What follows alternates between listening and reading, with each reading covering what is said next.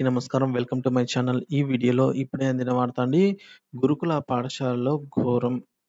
So, పూర్తి వివరాలు ఈ వీడియోలో తెలుసుకుందాము. వీడియోని ఎక్కడ గాని స్కిప్ చేయకుండా చివరిదాకా చూడండి. అప్పుడు పూర్తి ఇన్ఫర్మేషన్ అర్థమవుతుంది. ఫ్రెండ్స్, ఇక విషయానికొచ్చినట్లయితే గురుకులం ఆహ్, స్కూల్‌లో పాఠశాలలో ముగ్గురు విద్యార్థులు అస్వస్థతకైతే గురయ్యారన్నమాట. సో, అందులో ఒకరి పరిస్థితి అయితే విషమము. మరొకరు కన్నుమూశారు. సో, ఇక విషయానికొచ్చినట్లయితే పెద్దాపూర్‌లో సంచలన ఘటన జరిగిందండి. ముగ్గురు విద్యార్థులకు అస్వస్థత గురి కాగా ఓ విద్యార్థి ఆస్పత్రికైతే తరలించే లోపే కన్నుమూశారు.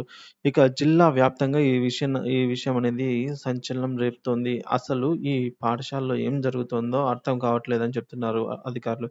ఇక 10 రోజుల క్రితమే ఒక విద్యార్థి పాము కాటుకు గురైన ఘటన మరవక ముందే మళ్ళీ అదే పాఠశాలలో అస్వస్థతతో విద్యార్థి కన్నుమూయడం కలకలం రేపుతోందనమాట. ఇప్పుడు జిల్లా వ్యాప్తంగా అంతా గూడా మనకు.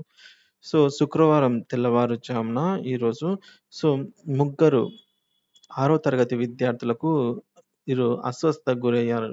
సిరిసిల్ల జిల్లా ఎల్లారెడ్డిపేటకు చెందిన అనిరుద్ తెల్లవారుజామున 3 గంటలకు కడుపు నొప్పితో బాధపడగా జగిత్యాల ప్రభుత్వ హాస్పిటల్‌కి తీసుకెళ్లే లోపే అతనైతే కన్నుమూశారు.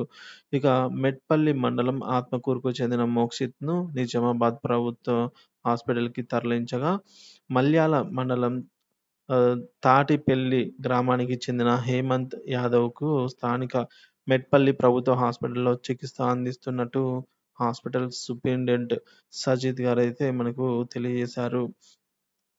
సో, 10 రోజుల క్రితమే ఏమైందంటే, గత 10 రోజుల క్రితమే విద్యార్థులు అస్వస్థతకు గురయ్యి, ఓ విద్యార్థి కన్నుమూసిన ఘటన మరవక ముందే శుక్రవారం ఉదయం అంటే ఈరోజు ఉదయం జరిగిన ఘటనతో జిల్లా వ్యాప్తంగా సంచలనం లేపుతోంది.